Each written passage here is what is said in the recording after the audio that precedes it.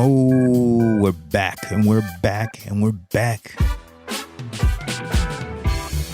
Talk about sports today. It's a Sunday night. It's a little chill night.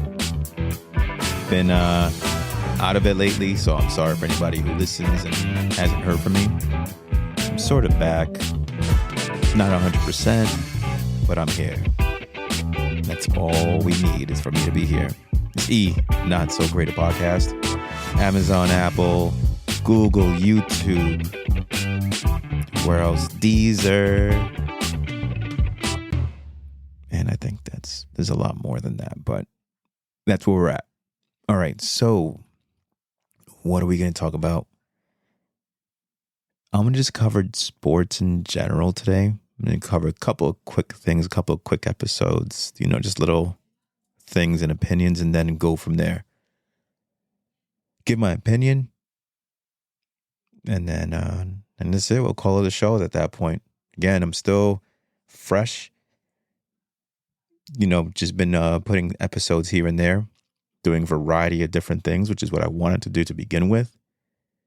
I feel that when I do these shows, I can cover just whatever it is that I have interest in, or in subjects that I have interest in. And some of them at times may sound repetitive, and other times they will be different.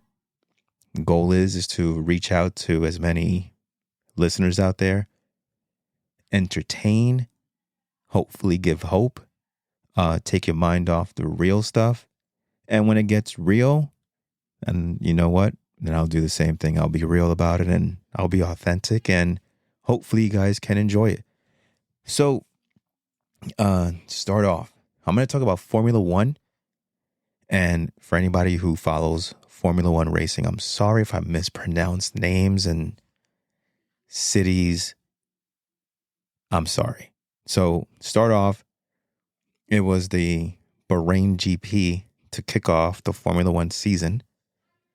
And so we're going to talk about that.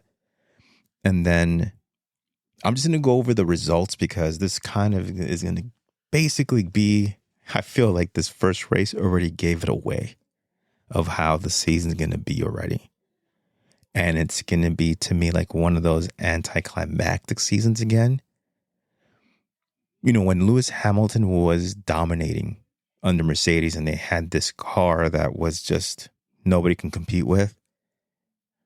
Wow, has the tide turned? The tide has turned, and I mean it in a crazy way, where they're just not competitive anymore. I mean, maybe, I don't know. I know it's going to be one of those seasons. It's going to be a strange season, in my opinion, for Lewis Hamilton. That's my prediction.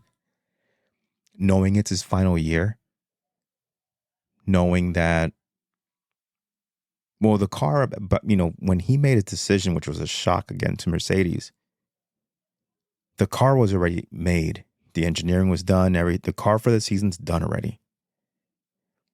Maybe it'll be a little bit more competitive once I give the results. I can only see Ferrari being the only ones closest to Red Bull to compete, kind of giving away what happened, as we basically might know that. I'm going to go over the top 7 finishers in this race. So Red Bull is dominant, and they're going to dominate the season again. I think it's going to come to the point that if there's any competition that Max Verstappen is going to have, it most likely will be from his own teammate, Sergio Perez. So Max Verstappen, who's finished 1, he won the race on the podium. Second, his teammate, Sergio Perez, again, representing Red Bull. Third, and again, I'm so sorry if I mispronounce it, Carlos Sainz for Ferrari. Fourth, Charles Leclerc, who's also from Ferrari, or let's say not from, but drives for Ferrari. We know what I mean. He's in the team. Number 5, George Russell, who represents Mercedes. So maybe their car is a little better this year. We'll see. We will see. 6, Lando Norris. I forget who he drives for, and I just didn't write it down. I'm so sorry for anybody who is major in Formula One. And then 7 was Lewis Hamilton from Mercedes, driving from, for Mercedes. Like I said, it's going to be interesting. I didn't get a chance to see the race. It was a Saturday. Usually they do Sundays, but it was a Saturday race, so I didn't get a chance to watch it. It just looks, again, that Red Bull is going to be dominant.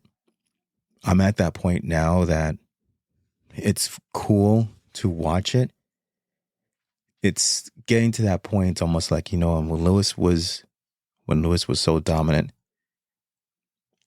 and it was winning those 7 championships. And of course, I don't know if he won them all in a row. I don't believe he did. But there was that point, it was like, who's going to be the person that's going to top him? Now we're at that point. Now that Max Verstappen is so dominant, it's a question now, which team can design the car that's going to be better than Red Bull's, engineering-wise. I'm not sure if I said this in a prior episode, and I'm sorry if I repeat things. I saw an interview with one of the guys from Mercedes one time, when they were doing the racing over here in the U.S., and they asked one of the lead guys who, don't know what you call them, but the guy who helps their drivers with the racing and so on and so forth, the lead manager, whatever. What's more important? What's needed more? The engineering of the car, or to have a good driver? The driver's already made it to that level for a reason. When you get to that level, the engineering of the car is so important. That's what helps out with the driver. The car is the more important part. The driver, of course, is driving, of course, but you make that perfect car, that right car under the specifications you need it for to win, as you have seen the last couple of years at Red Bull haven't. I'm a big fan of Lewis Hamilton because of the story, and it's a great story. Win or lose, he's going to be one of the all-time greats anyway. So that's not even a question. Now it's a question of, to what level is Max going to be at? Max is still in his 20s.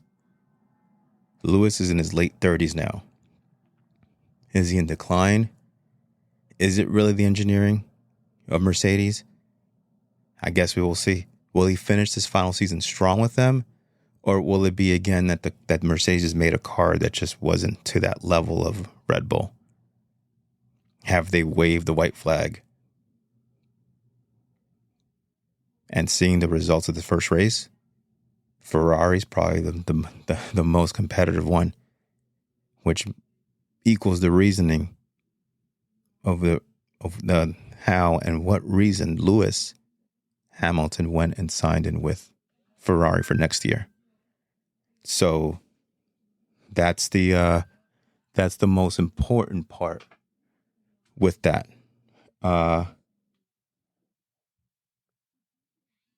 So yeah, that's just my quick review. I didn't see when the next race will be. Sorry, I just had to reach over for something. That's just my feedback. I'm not an expert, but just seeing this already, seeing that Max finished again, number 1. Well, you know what? Let's start small, right? We always start small with everything, then, start small and then you get to the higher point, right? So let's start small. What race will Max not finish first? Let's start with that. How many races will he not finish first? Are we going to see some new faces? Are we going to see some of the, maybe his teammate win a full race? Will Lewis Hamilton make it to the podium this year without being disqualified? There's a lot of things going on. And that's basically, with Formula One, how I see the season. Now I'm going to move on I'm going to try to go in order today. I'm going to try.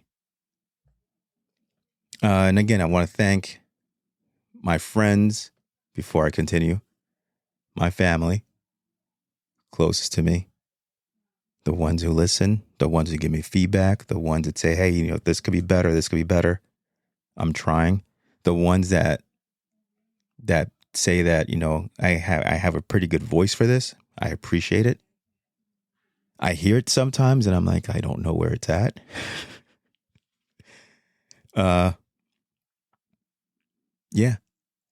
And I promise, I know some of you want to hear me talk shit the whole time. I need to find something to really talk shit about, but just to make it fun though. Not just something just to talk shit out of nowhere. I need to find it and then I can really talk shit. That's where I need to have my guests or whoever. We can exchange subjects and ideas and whatever. Yeah. So always family is first.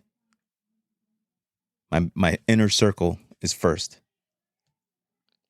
My motivation, my own self-motivation is one thing. My motivation I get from the outside is at times even bigger. I feed off of that and I see it. I don't have to know you to feel motivated. I sometimes can see it from afar and from close by when it comes to seeing what we do to make it through the day. So, thank you for everyone who listens. I'm greatly appreciative of everybody who put some time into it. Check out the other episodes. At times, it may sound a little hectic. I'm in a small space, so I'm just going to do what I can when it comes to that. Now, the next one I'm going to cover. April 20th, we're going to have a boxing fight of two young fighters that are about to reach their primes. Devin Haney and Ryan Garcia. I'm going to give my opinions on the fight. And maybe I'll give my prediction. Now, there's a lot of things going on in between. It's a good fight. It's a fight that's actually happening in the East Coast in New York, which is a great thing. The only issue is it's not the ticket pricing. I believe that tickets for everything's expensive right now, which I'll go into slowly in a minute. So April 20th, we have this fight. There was a press conference in New York already. Happened, I believe, it was in Times Square at the Palladium. We can tell that Devin Haney is all business for a young guy. He's serious about his craft. You could tell that he wants to be the best. He wants to be an all-time great. His road that he's taken already in beating some of these top fighters to be the undisputed lightweight champion has taken, he's become a road warrior, going to Australia, winning a belt, coming back, beating Lomachenko. And then there was another fighter, I believe, the Cuban fighter he beat. Also, he's undefeated. He grew up basically they're, I won't say brothers, but they know each other very well between him and Ryan Garcia. They boxed a lot. They've won 3 fights apiece against each other in the amateurs when they were younger. And at the press conference, you can tell that Devin was turned off at Ryan. Now, I will say this. Devin thought that Ryan came into the press conference a little lit, meaning that he was drunk and he was high. If that's the case, it's unfortunate, but at the same time, we don't know. Since Ryan is big on TikTok and social media. He does a lot of trolling and clowning around. So we don't know what's real and what's not. I'm going to just say that much because I'm not there. I could see from the outside what may be going on, but I just don't know what really is going on, right? You can give scenarios. All I could say is, you know what? If there is something that's going on, whether if it's a mental breakdown, if you're going through something and it's too heavy on you at this point to add even more pressure for a fight, that at this point for Ryan, it's not a want. You need to win this because you already have that loss that everybody's repeating back to you about how you quit against Tank Davis. Delayed reaction to the body shot. Excuse me. Delayed reaction to the body shot. And that's okay because I've seen guys who've been hit with a body shot and there's a slight delay and then that's it. Then you're out and you can't get up. Now, of course, on video it looks different because we get up and you can't. None of us know our bodies more except for ourselves. So when it comes to boxing, it's very easy to judge from the outside and give an opinion unless we're there ourselves. I've gone through sports injuries. I've gone through injuries for workouts and so on and so forth. And recovery is important. And I know when my body's at 100% and I know when it's not. So I always say it's very difficult to determine if he really quit, if he didn't. There's nothing I can, all I know is that for him, that's what the world and the fighters he's going to fight are always going to bring up. Now, the only way that Ryan can overcome this, you want to be great, is forget the noise. No matter who it is, no matter who you're fighting, you know yourself more than anybody else. If I go to this fight, if I go, the ticket prices are off the charts. I'm going to wait probably to that week of to determine if I'm going to go or not. I want to make sure that Ryan will be the main event. I want to see the fight. If you're going to press conferences from New York to Los Angeles, you're coming in the White Horse and all those things. And then you have Devin Haney coming out of the Maybach. I want it to be serious. I want to know that you're going to bring your A game. Tickets are going for, floor tickets are gone, but I don't even know if those tickets are bought. That may have been to family and friends. Lower level, I think, is like $15. Mid level is $800. Nosebleeds is like $250 per ticket, not pairs, per ticket at Barclays. What would have happened if it was the Garden? Because the Garden charges a lot more than the Barclays to hold events. Hence the reason the Barclays gets a lot more boxing shows these days. I want to make sure that he's going to be there. And I'm going to make a small little point separate from this, but it's related to boxing shortly. In California, I know you were trolling. Probably. You were upset. You had, and this is speaking about Ryan, he had his father talking more, his mother interrupting. Okay, fine. There's moments that you don't need them. You're a grown man at this point. You don't need them to talk for you, to defend for you. You don't have to justify what you do, whatever. There is a place and a time for it. Sometimes in the press conferences, it's all great. But now it seems like it's like you're building yourself in a bigger hole. Even I could see how the beef with De La Hoya has gotten there or was there.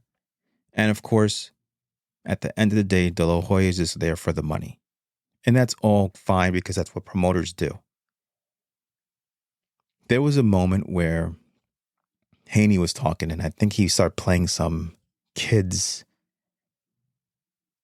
not sure if it was a cartoon or show, and I think it was Mario Lopez on the mic asking questions, and De La Hoya was laughing, and he's like, well, De La Hoya laughs.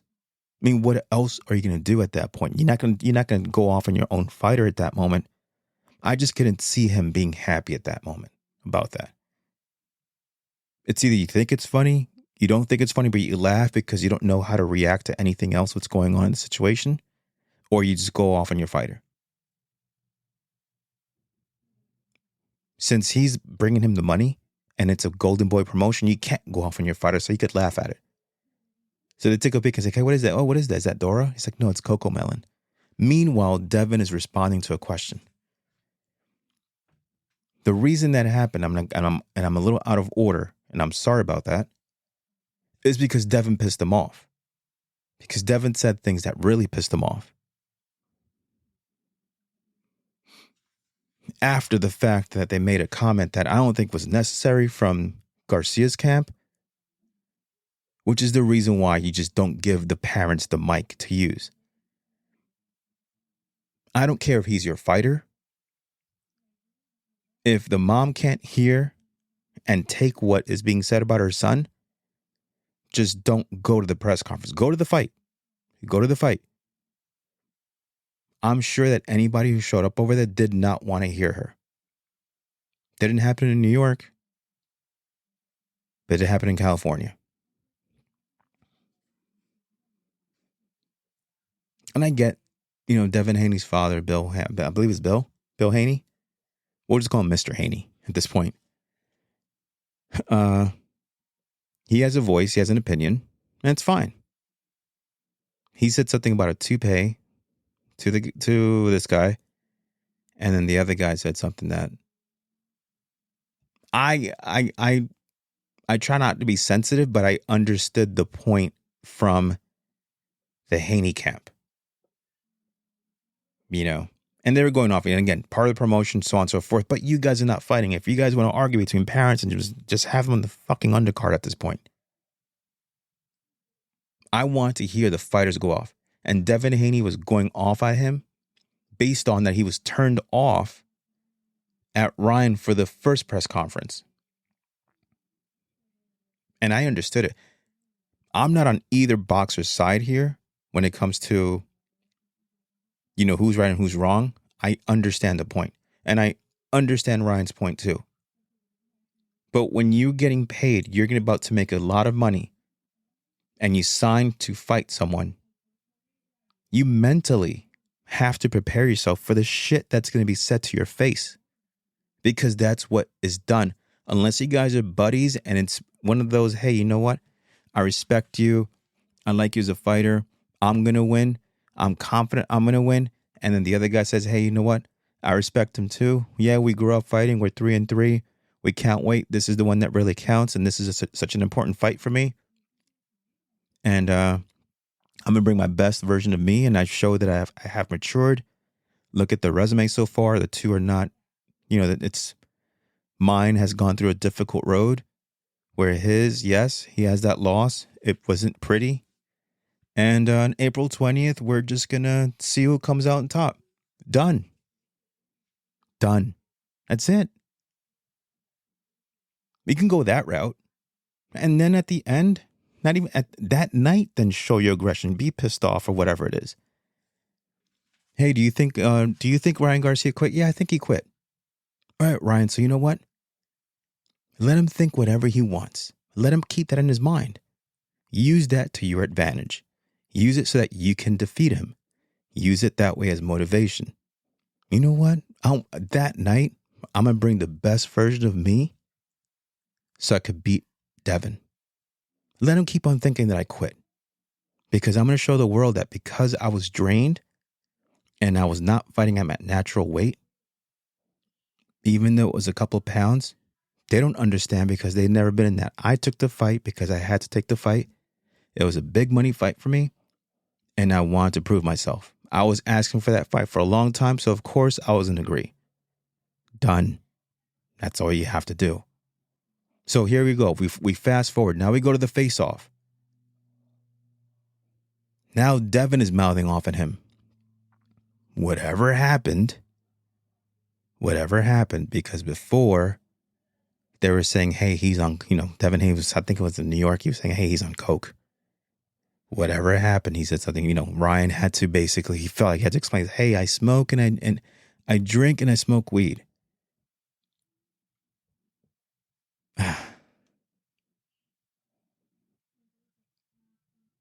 Your opponent, the champion that you're fighting against, the one that you want to get the belts, shows up to promote the fight. He doesn't want to hear your personal shit.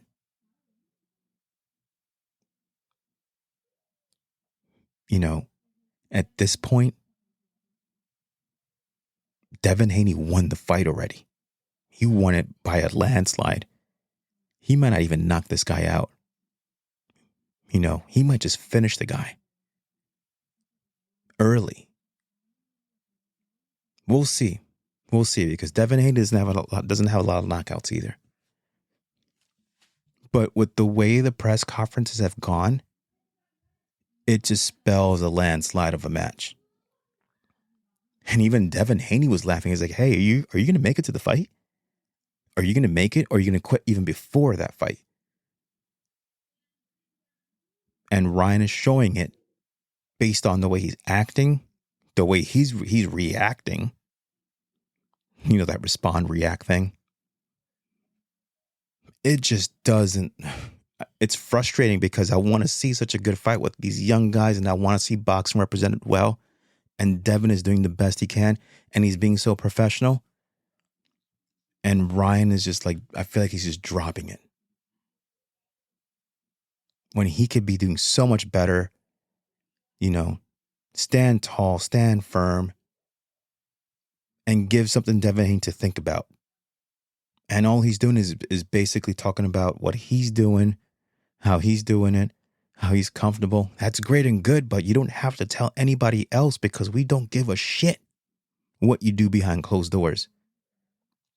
People are not paying to hear that. People are paying to watch you box. People are paying to watch you win. You have people that you inspire. You have younger kids, which Devin Haney did say, we do inspire people. This is not the place for that. And I agree. I agree with that. I highly agree. Many people choose and fight for this chance to have this big money fight with big money, to fight for the belt, to claim your prize, and then be, identified as a great fighter. And days later, there's, I watch YouTube and I see posts and saying, hey, is this guy even going to make the fight? Is this guy really there? Is he mentally there? We see all these crazy posts going on. Is he going to make it? Wait, is the guy okay?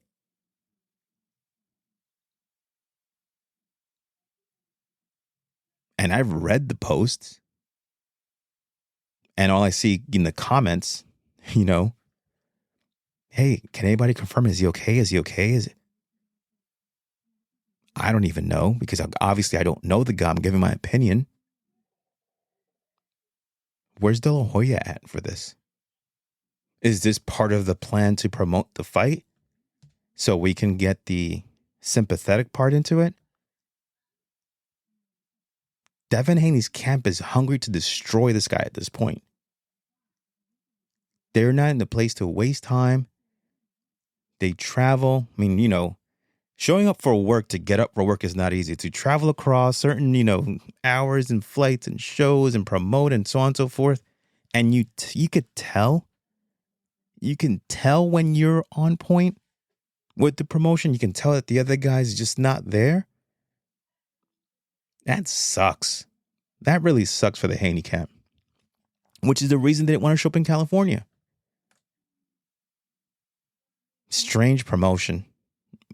Strange. And it's not on Haney. It's not on him. I've seen so many, some of them have been good. Others, we already know what to expect. When we saw Mayweather McGregor, we expected the shit talking the whole time. We expected that.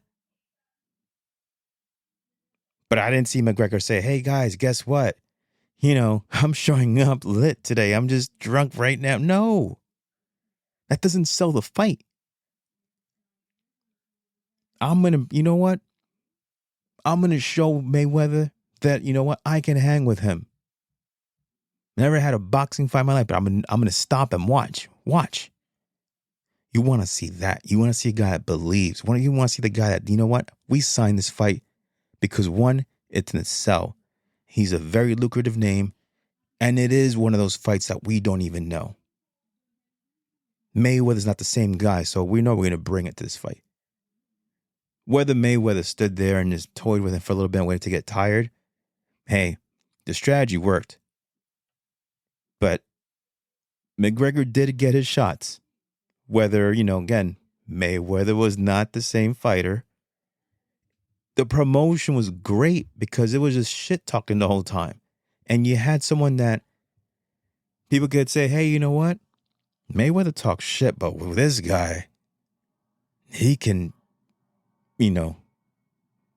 equal, level the playing field with the shit talking. This is the guy we want. And you have a whole country as well.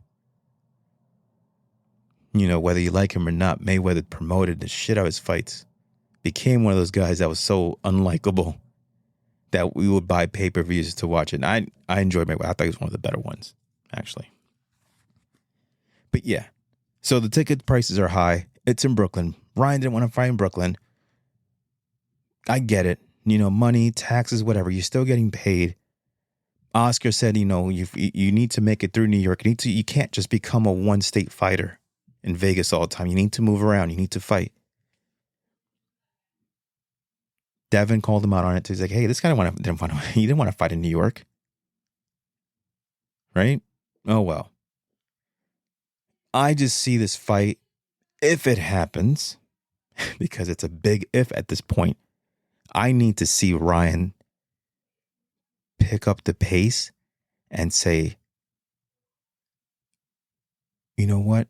Whatever you guys think about that last fight, that was 2 fights ago. It's over with. Many fighters have come back from losses. And last time I checked, the last fight I had, I won. Earned me this fight. So we can keep on talking about that other fight. I can't change it. It happened. It's over. And I moved on. Keep on bringing it up. It won't do anything. I have nothing to lose right now. All I have to do is win. And all I need is 12 rounds. Any of those rounds, fight can be finished. Call me a one-punch fighter. Sure, I have the left hook. Fine. Whatever you think. If that's your strategy, go ahead. And hopefully, his boxing coach, they're just doing this to troll. And if it is, and if he wins, and if Ryan does win, at that point, we will all say something different. Man, you know what? All that stuff that he was doing, well, all the things that we thought was crazy, actually wasn't. It was a distraction. And wow, did that work? He pissed him off to that point that the Haney camp, that he distracted them. I mean, hey, you know what? I missed one point. He put up the video, or someone released a video, which Ryan put up on his YouTube, of Haney and this Tank Davis spar. All great and good. Again, I don't give a shit about the sparring thing. These guys were teenagers at that time. It's different. And it was a sparring session. You get better. They both have gotten better. I don't care who won. I don't care who paid. I don't care. They're not fighting now, so to me it's irrelevant. Who's fighting? Ryan versus Devin. Let's stick to that shit. All that other drama doesn't do anything. If anything, in my opinion, you're just fueling the other camp now to really train hard and do whatever they can to keep the belts, which they most likely will. Because all you're doing right now, and they keep on saying it, is just the same shit. We need to be grown-ass men, promote the fight right, and then go from there. I have nothing against either one. I just believe the promotion can be so much fucking better at this point. That's it. I just hope that the fight happens. If it does, then great. Now, I'm going to touch upon this very quickly. The reason I say hopefully the fight happens is because yesterday, Jake Paul, I believe it's MVP Promotions, had a boxing event in Puerto Rico where their lead champion, the main person, which is Serrano, I can't remember what weight she's at. Dominant champion. I've seen her fight. She's amazing. Amazing. Something happened with her eye, scratched cornea, couldn't fight. Main event was completely canceled. Jake Paul fought and so on and so forth. Him, Serrano, and the promoter sat down and they said they're going to give a refund to every single person who bought the ticket that was there for the event due to the situation that was out of their control and they thought was the right thing. They discussed it with her and she said yes, because I want to come back here for my final fight and fight here. Now, I don't know how often this happens. I will say, golden boy, if this shit happens with Ryan, for as much as you guys are charging for tickets, you may want to start thinking of a plan, because I'm hoping that Ryan shows up for this fight. I really do. I don't want to have this other guy that was sitting next to Haney. Can't remember his name, but he says, hey, if he drops out, I'm ready. And I will give him even a more difficult fight than he will. Which already tells you that there's other fighters salivating at the point that they want to see Ryan drop off because they don't see him as a serious fighter. Even a person who's looking to box and promote a fight. That's a big, big fight. Let's hope that shit turns around. Now I'm going to move on to baseball very quickly.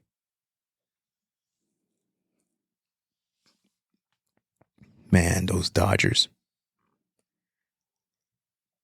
Cactus League action. I'm going to say this. Man, those Dodgers. That lineup, those first three. I pray for the pitchers that have to pitch against these guys. You can't walk Mookie, who's the leadoff.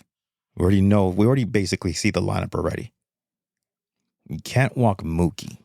And he had an amazing year. And Mookie's a phenomenal player. So you can't walk Mookie Betts.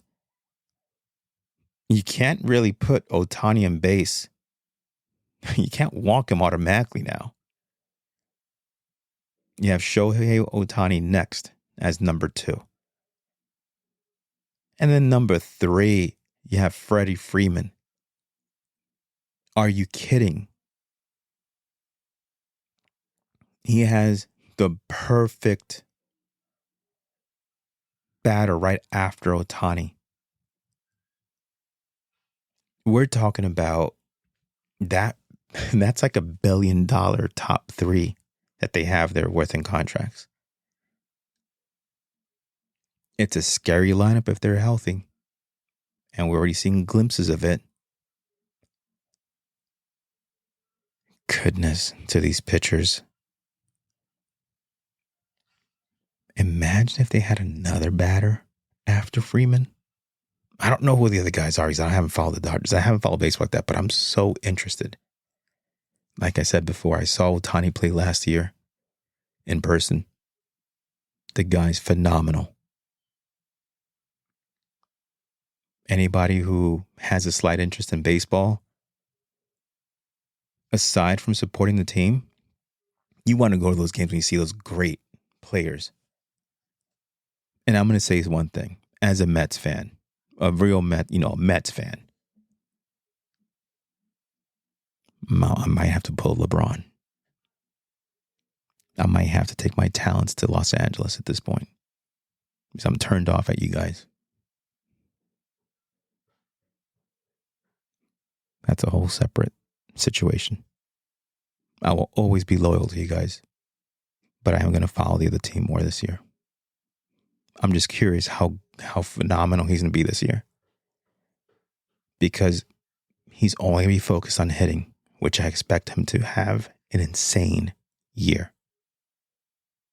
An insane year.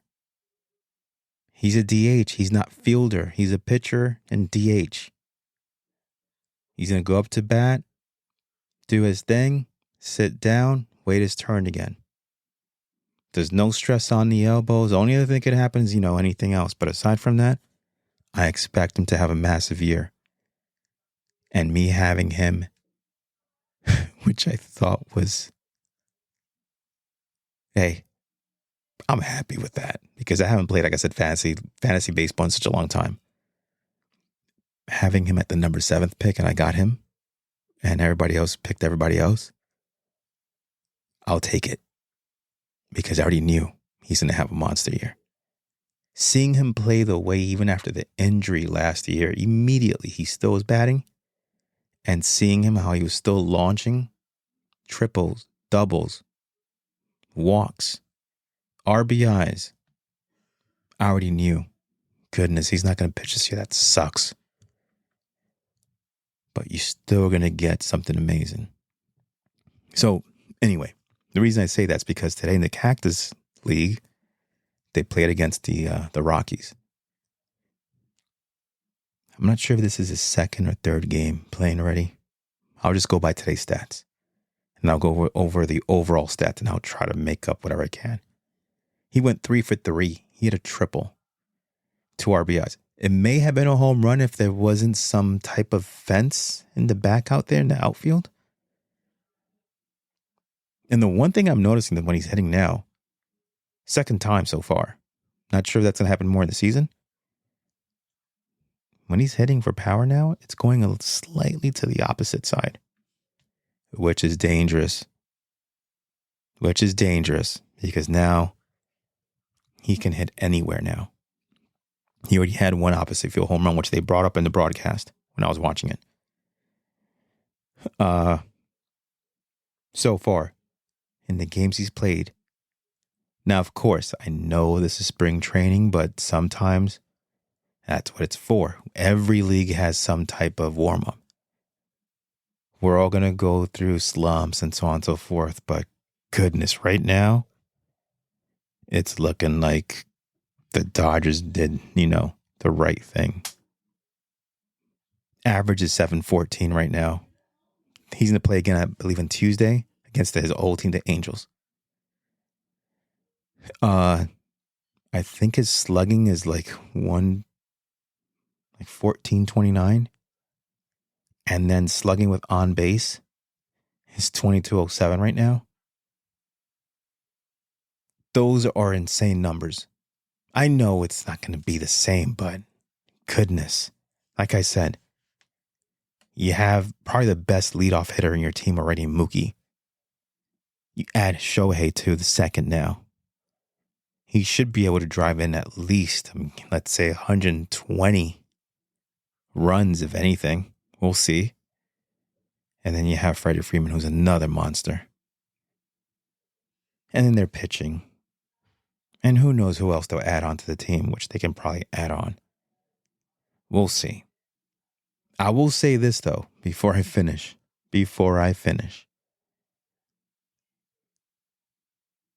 I'm not a fan of the Yankees. But Juan Soto, amazing trade.